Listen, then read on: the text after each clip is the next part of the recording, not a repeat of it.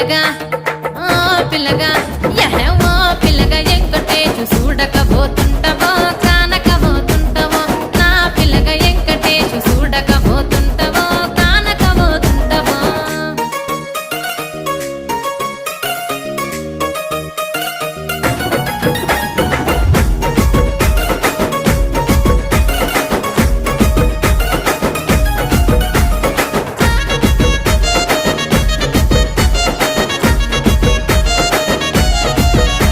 ఓయ్ కండ్లకు కాటు కవెడితే కన్యాకుమారిని నా